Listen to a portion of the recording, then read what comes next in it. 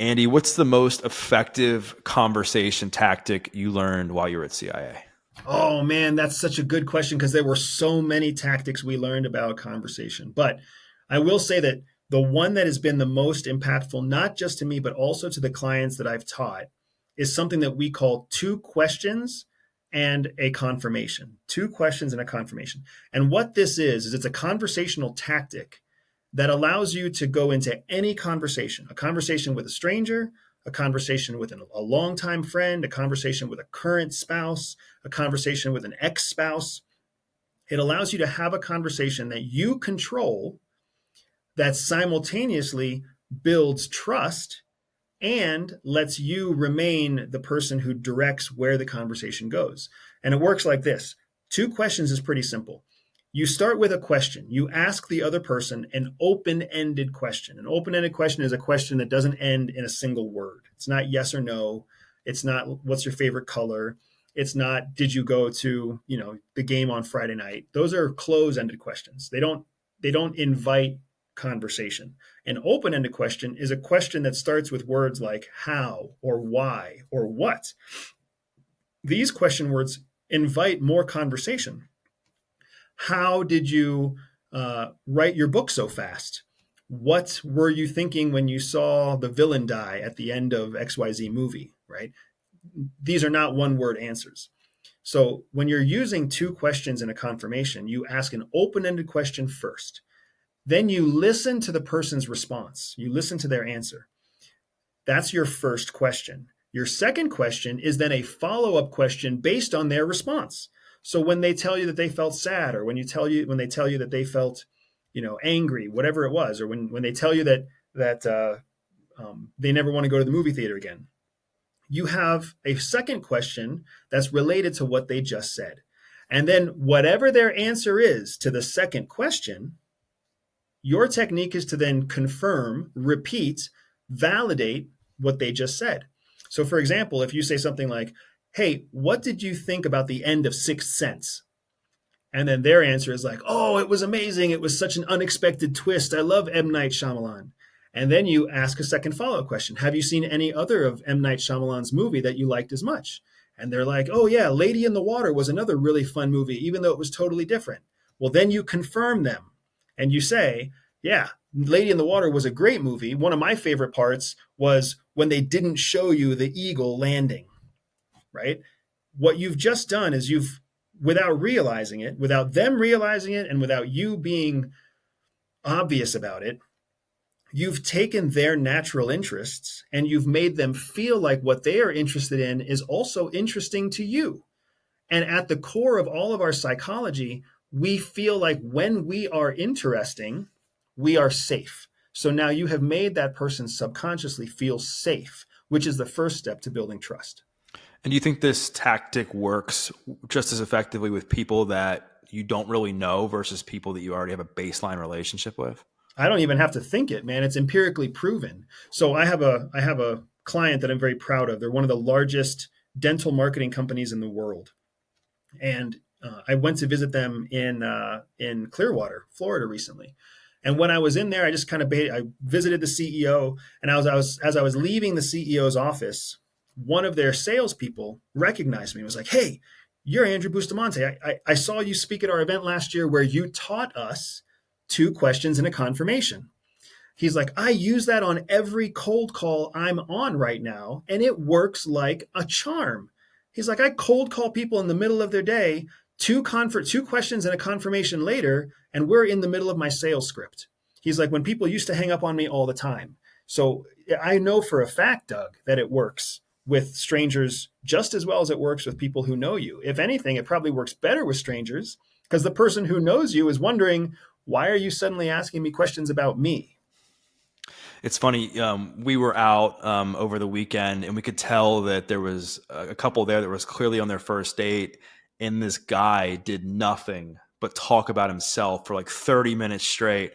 And we were looking at each other, and like, I guarantee you, this guy is not getting a second date because it was like zero questions, and if any question, he was like, "Oh, did you know what I mean?" Like it was stuff like that. There was no like real like question about like her and her interests. So obviously, like, you know, in that sense, it definitely works, right? Like from there, like how do you? There's so many people that are trying to get people to like them, whether they're out on a date, whether they're in a business meeting, whether they're trying to build new friendships. Like, how do you build off of that framework to charm people and get people to like you? Yeah, I mean, this is coming from the guy who was that guy many, many times. I have been the dumb on the date talking about myself so many times it's embarrassing. I wish CIA would have trained me when I was 21 and single instead of when I was 27 and engaged, right? So that said, it's important to understand that there's really only two types of people in the world from any one person's perspective. There's the person who can help you produce, and then there's the person who can consume your resources. That's it. Only two types. The person who helps you produce the thing that you're trying to produce, or the person who consumes the resources you currently have. If they consume resources that help you in the future, then they're a producer, right? If they only consume and never help you, then they're definitely a consumer. So we have to look at everybody we meet through this lens of, is this person going to help me produce? Are they going to help me produce a better business? Are they going to help me produce more income? Are they going to help me produce a healthy relationship? Are they going to help me produce a family? Is the person you're talking to helping you to produce, or are they just simply helping you to consume? For consumers, do not waste your resources on consumers. Do not waste your charm. Don't waste your techniques. Don't waste your time. Don't waste your talent on people who purely consume. And especially for single guys out there, I get it.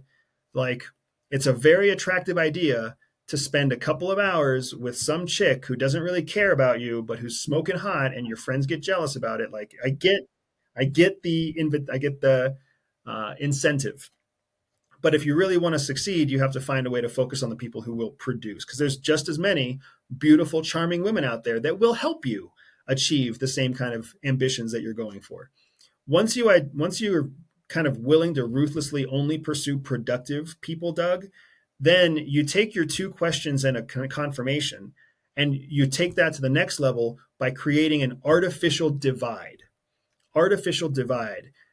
Any smart spy, just like any smart marketer, will tell you that if you want to create a productive relationship, you have to force the person sitting across from you to make a choice. And that choice is a simple choice: either come with me or get left behind. You have to create that choice. And the only way you can create that choice is by communicating what you believe in and what you don't believe in. If you're the kind of person who nobody really knows what you believe in, nobody knows how you really feel, nobody knows if you really care, nobody knows what you like, or if you're the kind of person that everybody just assumes is like so easygoing that you don't care, oh, that guy will eat anything, that guy will go anywhere, that guy will do whatever.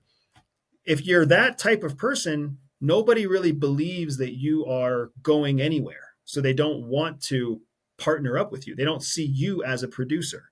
So you have to create an artificial divide. You have to say very clearly, I stand for this, I don't stand for that. When you create that divide, everybody who's working with you, everybody who's engaged with you, realizes subconsciously that if they want to stay working with you, they have to accept that what you believe in is real for you, or they get left behind. The reason CIA wants us to do this is because it limits the number of people that you are engaging at any given time. So it conserves your resources and simultaneously allows you to put more resources into the most productive relationships. And everything else, everything that's a consumer relationship, or everything else that is a less optimized productive relationship, all of those things get cut. So how do you apply this in everyday life? Imagine your next date, or imagine the next person you interview to hire them for your company, or even imagine the people that you work with day to day. How many of them actually know what you care about? Even better, if you were to go straight up to them and tell them, hey, I care about a highly productive project delivered on time. If they say, well, I believe in being a few days late to make the best possible outcome. Well, now you know right away. You're like, we are not on the same page. We are not on the same team. So we are not going to be productive together. So if you're the hiring manager, you kick that person out the door and you're like, you're not going to be a good fit for our company culture. And if you're in an office and your coworker that you're assigned with is that different from you, it's time to escalate the problem to your supervisor and be like, hey, I just talked to Gus. Gus thinks it's okay to be late to get a better product. I think we have to be on time. So, boss, which one of us do you want to be in charge of this project? Do you think that's why there's a lot of advice out there about, in order to be more likable, you have to just quote unquote be yourself? It's because you have to like take a stand for something. Well, I think there's two kind of cross-pollinating ideas there. First of all, I would say being likable is you don't want to be likable. If anything, you want to make sure that you are as repulsive as possible because the more that you can repel people, the more that the people who are not repelled are going to be a really strong fit for you, right? It's the difference between do you want to sell everybody in the world a $20 trinket because they like you, or do you want to sell 20,000 people a $10 million trinket because they trust you, right? It's a game of odds. It's a game of empirical evidence, right? So I think that when you get that guidance, that kind of campfire guidance, hey, if you want to be likable, just be yourself. They're cross pollinating two ideas. If you are truly just yourself, there's not going to be many people who like you. And you need to be okay with that. And if you want to be likable, then you essentially have to be less and less like yourself and more uh, obfuscated so people don't really know what you believe in. That way they can assume that you believe in what they believe. Well, and I think I made this huge mistake when I was younger and thought that the more I tried to be a chameleon and morph into what I thought people, wanted for me, or what I thought would get me to be quote unquote liked, the more I realized I was disliked because people could sense that I was acting like a fraud and very out of character. And it wasn't until like I actually started to take a stand for something and say no more often that people actually liked and respected me on a deeper level than before. Exactly. CIA puts all of us through a very rigorous set of personality and psychological testing in the process of training us.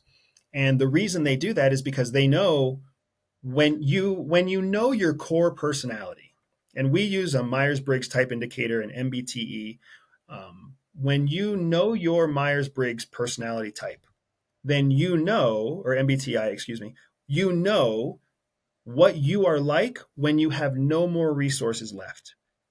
When you're out of money, when you haven't slept, when you're physically ill, when you're tired and frustrated, that's when your core personality comes out.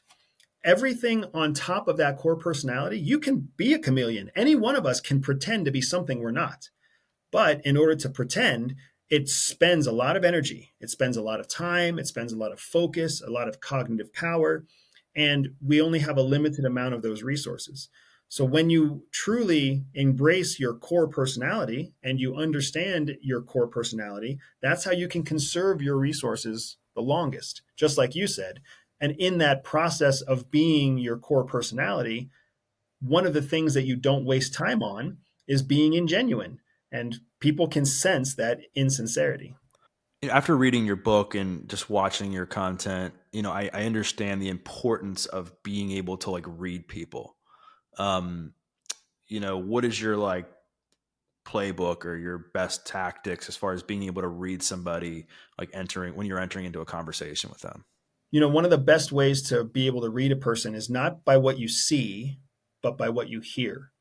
When somebody speaks in a way where they don't use a lot of filler words, when someone speaks in a way where they answer a question quickly and kind of impulsively, that's how you know you're talking to a person who's intentionally being honest. They're intentionally reacting to your question. They may not be correct, but they are trying to be transparent. And whether they're trying to be transparent because that's part of their ego or whether it's because they want to be transparent because they trust you is irrelevant. What you hear is so much easier to read than what you see. For example, my wife. I love my wife. My wife is a former CIA officer. She helped me write the book. We wrote the book together from both of our perspectives. She is a brilliant woman on her own. But my wife feels compelled to have to like self-filter her opinions. She wants to filter her opinions because she doesn't want people to take things the wrong way. She doesn't want to offend people. She doesn't want to worry people. She doesn't want to give the impression that, somebody might leap to the wrong conclusion. So when my wife answers a lot of questions, especially questions for interviews, you will hear how she slows her speech. You will hear her take long pauses. You will hear her use filler words, like, maybe. Like, you'll hear these filler words. And what ends up happening is, subconsciously, when you hear somebody speaking like that, you're subconsciously aware that they are holding something back. That's best case scenario. Best case scenario, you assume that they're holding something back. Worst case scenario, you assume that they are educationally dumb. You assume that they're not intelligent and they can't form a proper sentence, right? In both cases, if you're the one communicating, then you lose. And if you're the one trying to get information from the other person, then you're lost, you're confused. So when it comes to reading people, my number one suggestion for all of us is try to close your eyes when you're trying to read the person. Don't look at their face. Look at the floor. Look at the wall. Look at the ceiling. Look at the sky. And focus on what you're hearing, because a lot of times what you're looking for, whether they can be trusted or not, you'll find more information from what you hear than what you see. So is it accurate to say the faster somebody responds, the more likely you'll be able to trust them? It's better to say that the faster somebody responds, the more you know that they are being transparent in their response. If, for example, if they're a salesman, they've rehearsed their response. If they're a politician, they've been given talking points about their response. But the good news is, even if you don't know if what they're saying is true or rehearsed, you know that they're willing to respond quickly to your question. So you can ask another question about a completely different topic, and they should respond the same way. One of the tools that we're taught at CIA to identify if somebody is lying is you basically ask a series of questions and you see if they respond the same way, with the same tempo, the same pacing, and the same energy for all the questions. What's your favorite food? Where were you on Saturday night? How did you feel about the second Trump election? And where are you going on your next vacation? If they answer all of those questions at the same pace, tempo, speed, and transparency, then you know they're probably being honest. If they change up their response, if they start using filler words, or if they start slowing down their thought process, then you know that they're trying to shape something about that response. So it all comes down to like pattern recognition, right? Like just trying to like gauge somebody's baseline and then seeing how they react when you're testing that baseline. That's a fantastic way of simplifying my word salad there, man. You are looking for baseline patterns, and then you're looking for deviations from the pattern. The only tricky part is that sometimes the pattern that you identify is the false pattern. It's the rehearsed pattern. So you have to be able to add enough variety to crack through the pattern to find the real baseline. And how do you tell the difference between if somebody is like lying to you versus just overthinking their answer because they want to just sound smart? That's one of the reasons why I don't call this lie detection, because it's not really lie detection. To really understand if someone's lying or fabricating information, it takes more than one data indicator. That's why I don't believe in micro expressions. I don't believe in most of the stuff you see on YouTube about how you identify a liar. It's not as simple as, do they blink too many times or look up and to the left? You have to actually take multiple data points and put them all together. Look at their body physical gestures, look at their blink rate, look at their mouth movements, look at their eye gestures, look at their body posture, hear the words they're saying, et cetera, et cetera. So if you're trying to find out if someone's lying to you, you want to look for multiple overlapping indicators of deceit or dishonesty. So you want to see them show body language and verbal intonation and eye movements that all indicate deceit, not just one.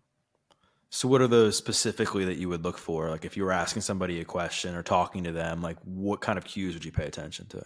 So I'm going to give you an example, but I want to make sure everybody understands this is just one example. It's not a silver bullet for all liars, right? Generally speaking, when people are being honest, depending on the kind of conversation you're having. So let's be very, very specific.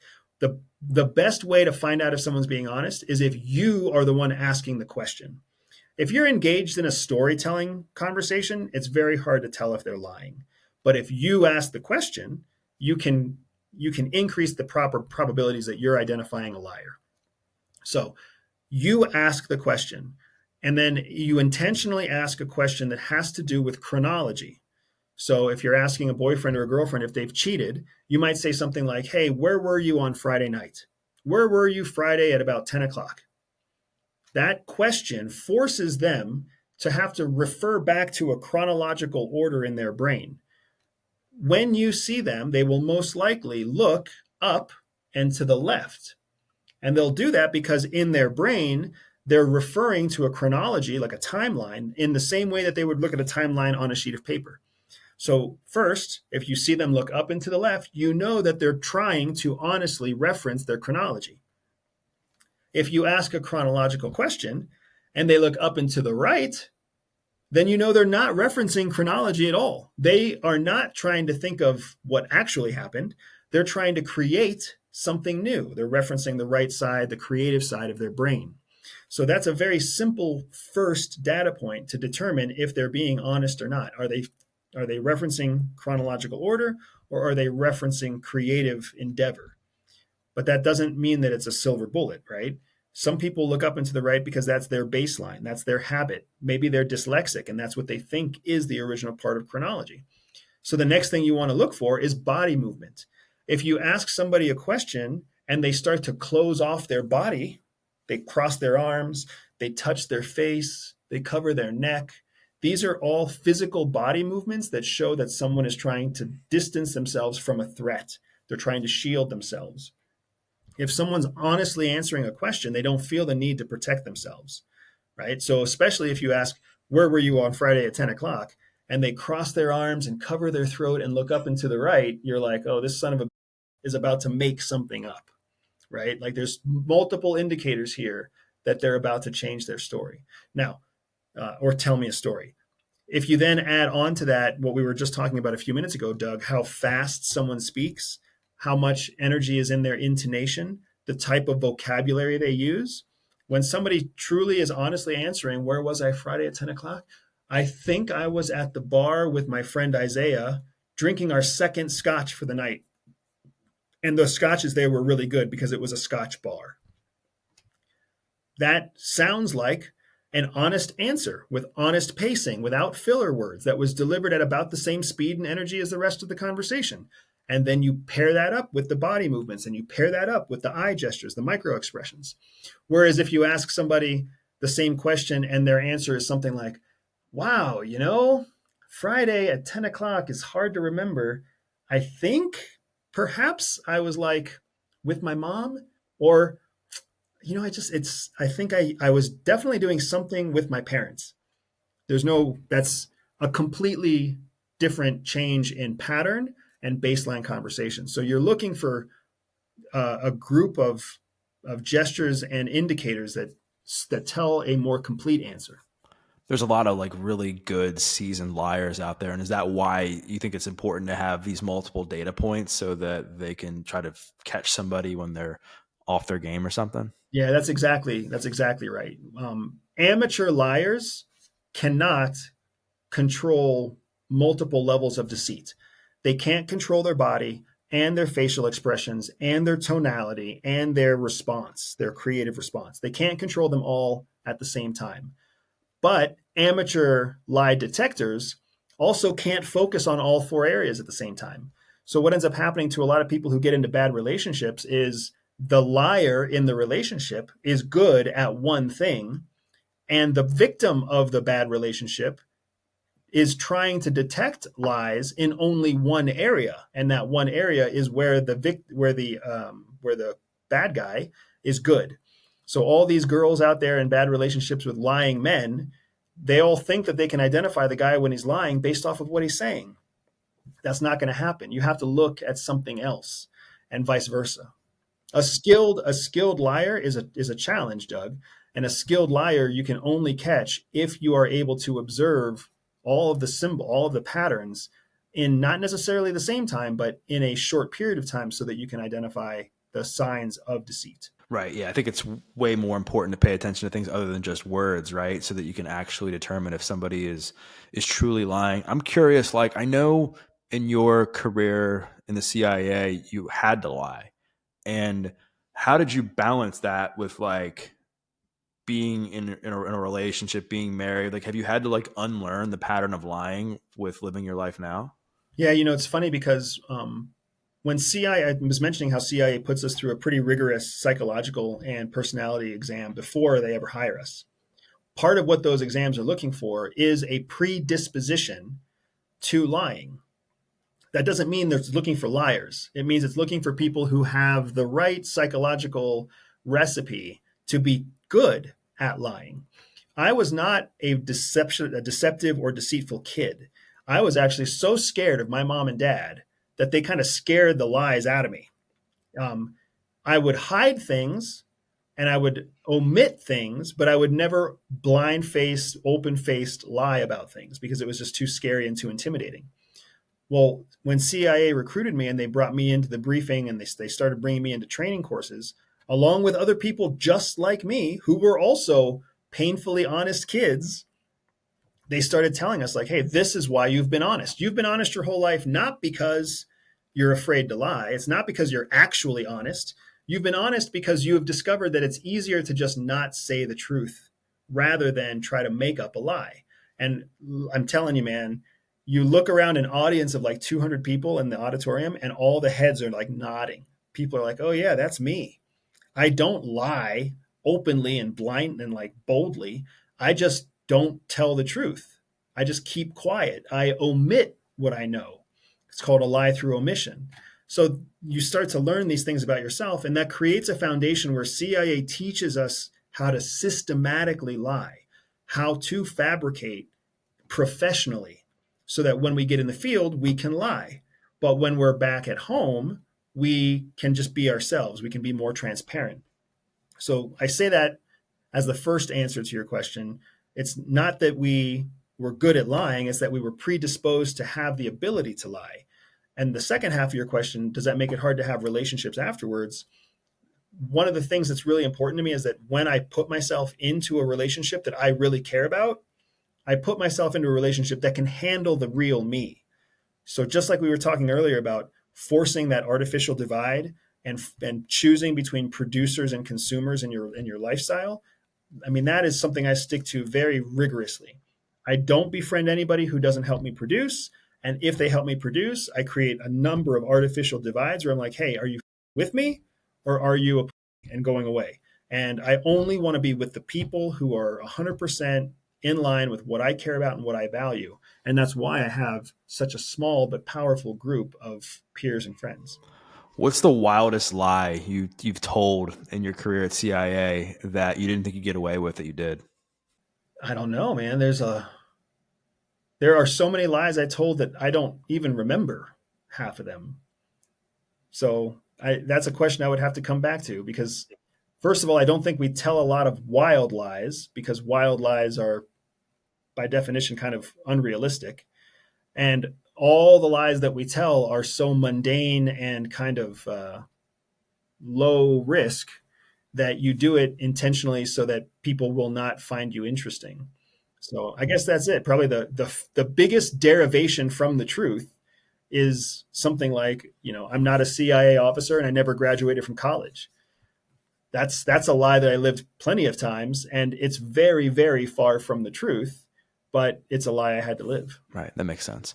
So let's just say somebody like catches a liar, like mid conversation. Like, how can they essentially trap that person into admitting they lied without like some massive confrontation? First of all, if you're trying to trap a person into admitting they lied, you're stupid. Don't do that. Once you know they're lying, once you have high confidence they're lying, you have information they don't have. We call that information superiority. If I know you're lying, Doug, and I challenge you and I call you a liar and I throw it in your face, that's not helping me. That's not helping me. Now I know you're lying. That gives you the advantage again because now you can make things up again because I have just exposed my full my full house, right, in poker. Why would you do that? Instead, once you identify that someone is lying, what you're looking for is continued proof that they are in fact lying. You can explore, are they lying about everything, or are they only lying about one particular area? You can start to really solidify their pattern of behavior. And if you can solidify their pattern of behavior and they don't know that you know, then anytime you talk to them, you'll always know whether they're lying or whether they're telling the truth.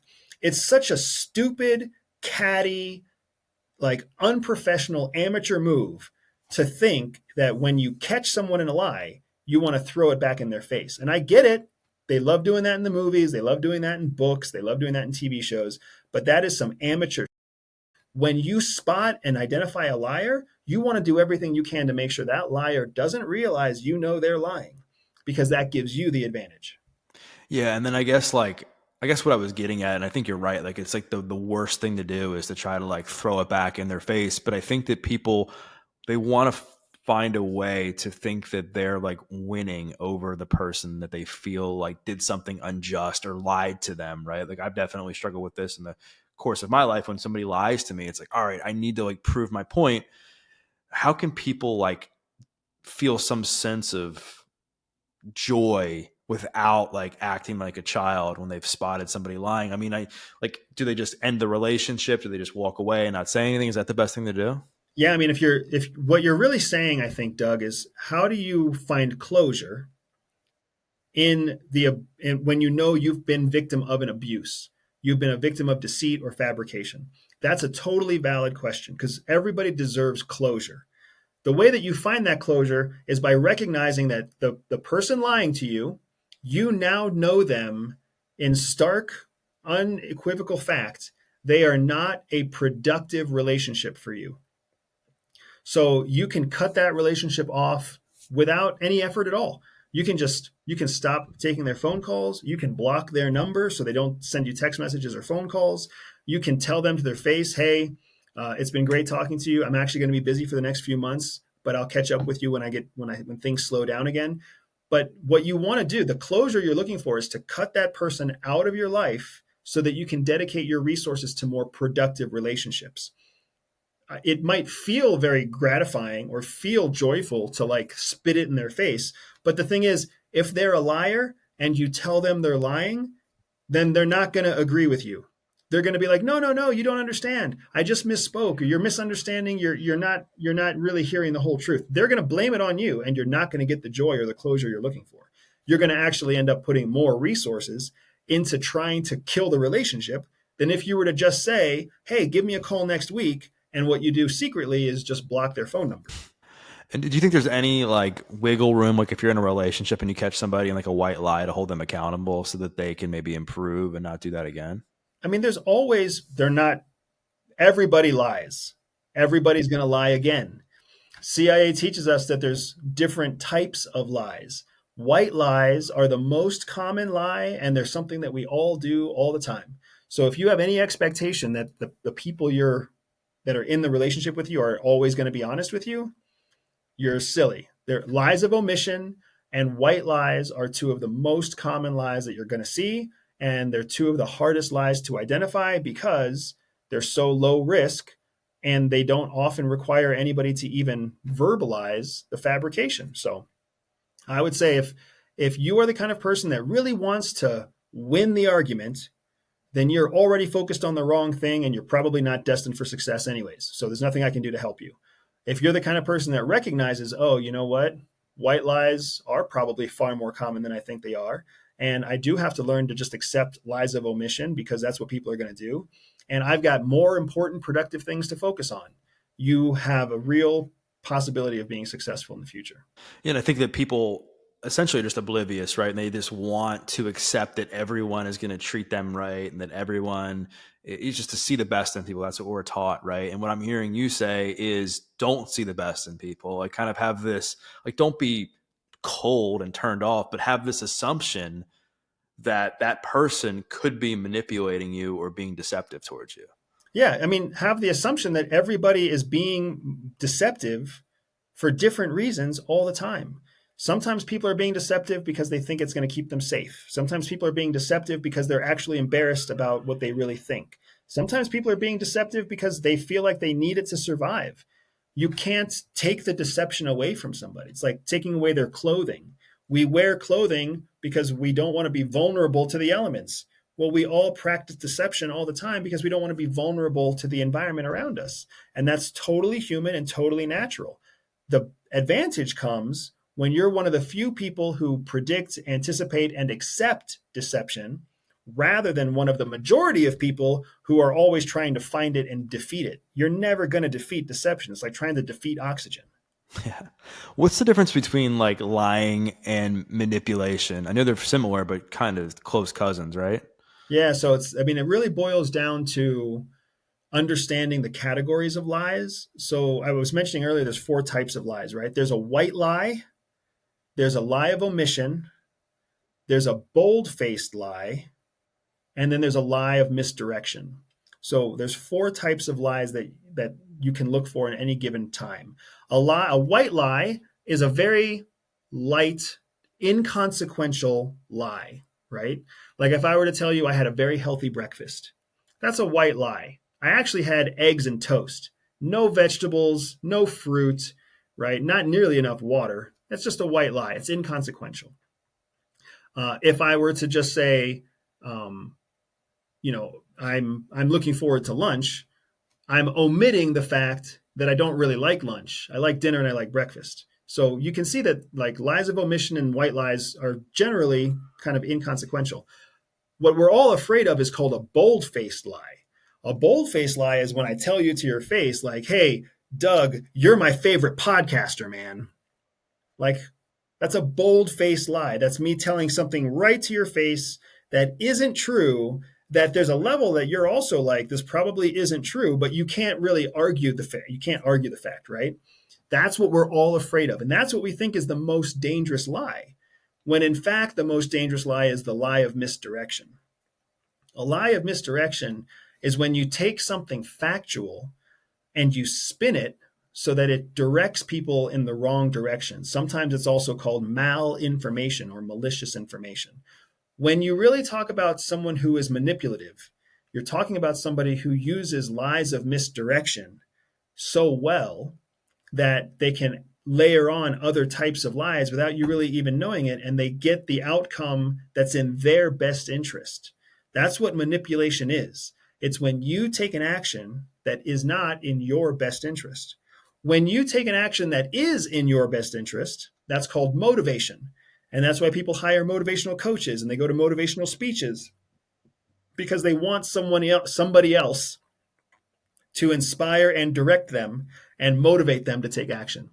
Yeah, I was just gonna say, like, I hate like the boldface type of lie. Like, I've had people like email me and they'll get my name wrong. It's like a copy and paste like BCC email to send out to all podcasts. Like, I loved your most like recent episode, and I'm like, well, clearly you didn't because you got my name wrong, and and it was just like AI generated or something. But you can definitely tell like in person when people are like, oh my god, like I listen to every one of your podcast episodes, and you're the best podcaster, and I'm sure there's a handful of people, there's a bunch of people that love my podcast, and I'm probably the top few, but you can tell when someone is like blatantly like kissing your ass or lying to you. And it's like so off putting to me. I'd rather somebody be honest and be like, hey, I love your podcast, some feedback. I'd love to hear more topics on this and that, like constructive criticism, which I think shows they actually give a crap about you versus just like blindly like trying to like boost your ego so you'll do something for them. Yeah, and it's funny because we live in a society where we were all taught that if you're telling a lie to make someone feel good, somehow it's okay, right? Like eat grandma's cookies, and no matter what they taste like, say that you love them. Well, that's a bold-faced lie, right? When you go to a friend's house and their mom acts a little weird, don't say anything. That's a lie of omission. So we live in a society where we're taught that lies are somehow supposed to be something that helps you make others feel good. So without even realizing it, we're training ourselves to tell lies, and we're training ourselves and training our children to tell lies that don't actually help serve their goals or their ambitions. And we certainly don't teach them how to identify when other people are lying to them. So would you say that not being upfront and not telling like the whole truth, that's considered like a blatant form of lying? That's a lie of omission. That's exactly what I'm saying, right? When you don't, when you have a thought in your head that is truthful and you intentionally don't say that truthful thought for some reason, that is considered a lie of omission, right? I was talking to my mother-in-law, Doug. I was talking to my mother-in-law just this morning, and she's my mother-in-law, so she's older, right? She's in her early 70s, and she was going off about how women are so much better at multitasking than men are, right? She's talking about herself and my father-in-law. She's like, my husband can't do anything more than one thing at a time, and I've been multitasking. I'm an expert multitasker. I've been multitasking since I was 17 years old. And I'm sitting here listening to her, and in my mind I'm like, there has literally been science in the last 15 years that show that nobody's capable of multitasking, right? Like, you can read multiple peer-reviewed scientific journal studies that talk about that multitasking is really something known as task hopping, and that it's inherently inefficient, and that you're much better off doing a single task to completion before you move off to the next task. So I know this is happening in my head. She's verbalizing her opinion. I had a moment, Doug, where I was like, if I don't say something, I'm lying to her by omission. Because if I don't say anything, she's going to interpret that as I agree with her. She's going to interpret that as I accept her position. She's going to interpret that as, you're right. Women are great at multitasking and men are terrible at multitasking, which is a lie. It's a lie by omission. So I had to tell her the truth, and I had to be like, actually, Madam Mother in law, if you just do a quick Google search about the scientific studies on multitasking, what you'll find is that there's no gender relationship at all. Human beings are not good at multitasking. In fact, they're better when they do one task at a time, which, as you I'm sure can expect, Doug, set her off into a tirade about how wrong I was and how science doesn't know what it's talking about and how, in her experience of 70 years, blah, blah, blah. But that's the way it goes.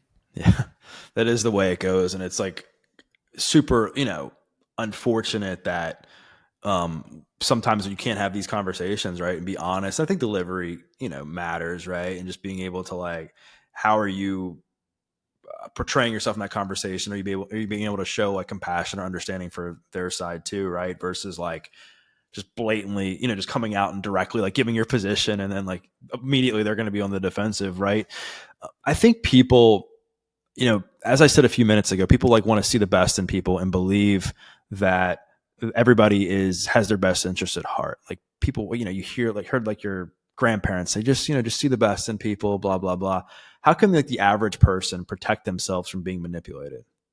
So I would say the number one thing to understand about manipulation is that manipulation always feels good at first. It's an emotional weakness. That's what people are exploiting when they manipulate you. Um, so as uncomfortable as this might feel, the best way to protect yourself from manipulation is to immediately suspect anytime anytime you feel good, anytime somebody else is saying something or doing something that makes you feel good, you need to immediately suspect that you're being manipulated.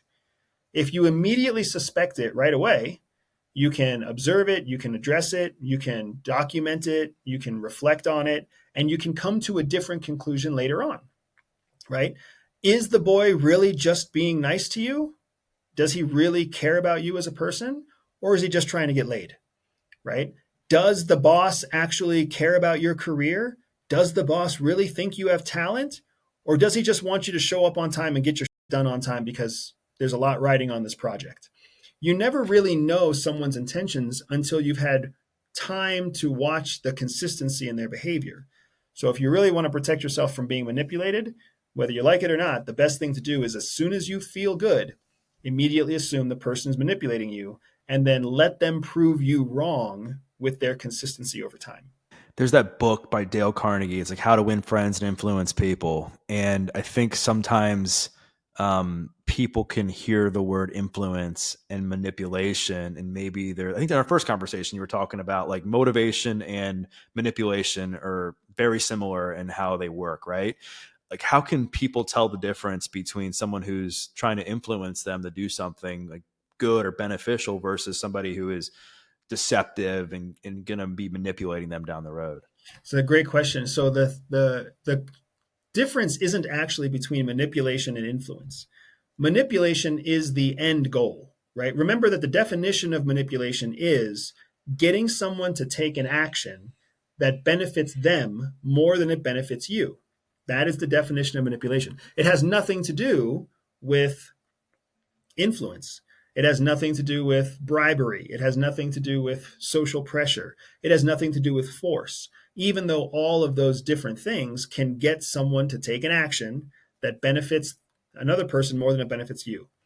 When you're really talking about influence, you need to compare influence against persuasion. Influence versus persuasion helps you identify the difference between the two because both of them can be used to manipulate a person. So the really good rule of thumb here is when you're engaging in real time, when you're engaging a person in real time, when you're engaging an advertisement in real time, when you're engaging a salesman in real time, they have an opportunity to persuade you. Persuasion can only happen in real time. And persuasion is heavily focused on emotions, emotional hooks, emotional conversations, emotional ploys. People are trying to persuade you by making you feel sad or making you feel angry or making you feel joy. That's persuasion. Influence only happens when you are not directly in contact with a message. So let's say we have a conversation, Doug, and I compliment your podcast and I tell you, hey, you know, one of the things that would really help make your podcast better is if you set up a proper studio behind you. When I talk to you, I have the ability to persuade you and make you feel like you want to put a studio behind you. But once you turn off the camera and you take out your earplugs and you go make yourself a cup of coffee or you go take a dump, you're going to think, I wonder if I should put up a studio. Andy said something about a studio, and these 3 or 4 other people also said something about a studio. That, when you're thinking about me and I'm not in front of you, that's influence. Both being in front of you and being on your mind, both of those can lead to manipulation because manipulation is all about you doing something that doesn't serve your best interests. But persuasion and influence are the two kind of different sides of the coin that most people get confused. It's really funny you brought up the back of the studio here because I ordered a backdrop like a couple days ago and it came and I was like, there's no way this will work because I'm in an apartment and you can't like damage the wall. So I've been trying to find, like, I've literally been texting people over the last couple of days like, hey, like I'm ready to like, do this, put this podcast studio together here in my apartment, like suggestions on backdrop that wouldn't look like tacky. And so it's really interesting you brought that up because I know that it's on like my to-do list. I just ordered a new shelf like a few days ago. I have a camera. I'm getting a new lens. So like that's all in the works of happening, which is funny, like how you can essentially like read my mind, which is kind of crazy because I literally have the backdrop folded up to return to Amazon. So I was like, there's no way this fake brick is going to look good. Because I'm like, I remember one of my friends who I interviewed had this amazing looking like brick, like backdrop. And I was like, dude, where did you get that? He's like, that's a room in my house. And I'm like, oh, dang. So I was like looking to see if I could get something. So if you have any suggestions on like what you use, I'm totally all ears because I've been searching for the last like week or two of like things to put back here where I can move this shelf behind me with the YouTube plaque over and I have another shelf and get some good lighting and stuff.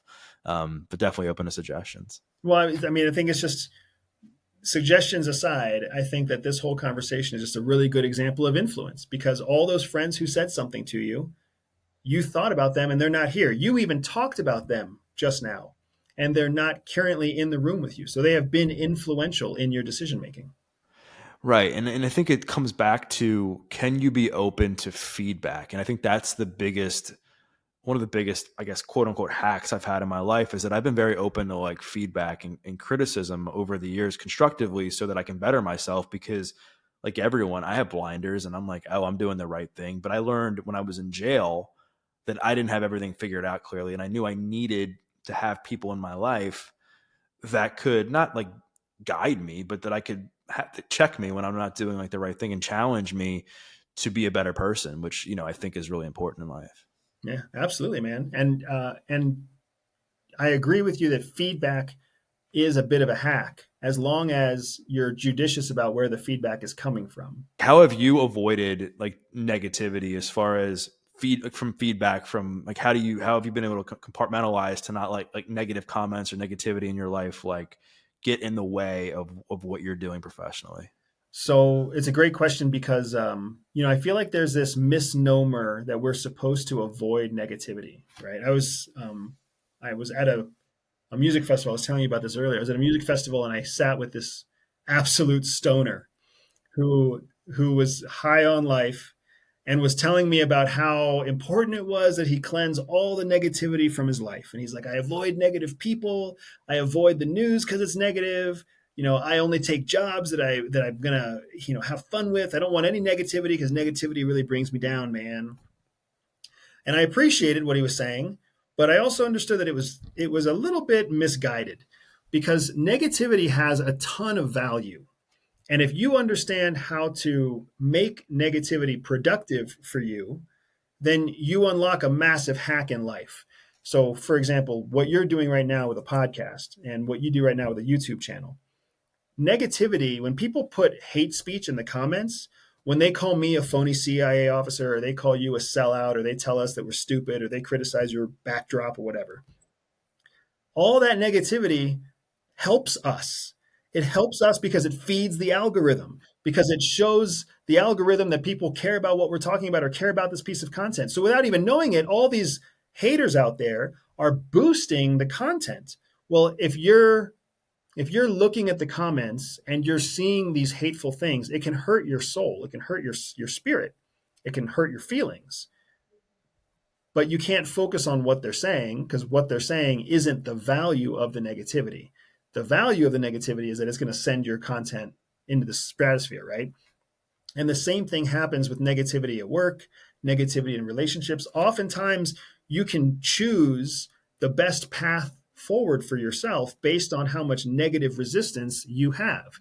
If you're trying to start a business and there's a bunch of people who are talking the business, then you know that that is not a receptive business in the marketplace right now. So maybe you need to pivot and go do something else. If you're dealing with a relationship and you find that there's an incredible amount of negativity coming from that person, it gives you a chance to say, are you just a negative person, or is there something about my behavior that I need to address because it's creating this negative feedback cycle? And you can address it. Negativity can really be something that helps you, but if all you do is avoid it, you're basically cutting off all of that information and it can never be used for benefit. Before we end our combo, I want to quickly close the loop on like manipulation. Like if you're mid combo with someone and you can just tell that, after a series of conversations, they're trying to manipulate you, what's like your go-to move? Just leave the conversation. It's really easy to say you have something else to do, someone else to call, you're running late. You just need to extradite yourself from the conversation. And here's what's so sad. I understand that that's easy to say and oftentimes not so easy to do because there's a lot of people out there that feel obligated to stay in a conversation that doesn't serve them.